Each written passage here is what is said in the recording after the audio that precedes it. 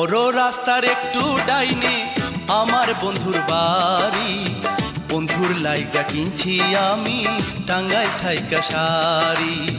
বড় রাস্তার একটু ডাইনে আমার বন্ধুর বাড়ি।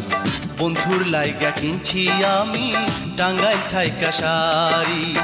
কলেজেতে পড়তে বন্ধু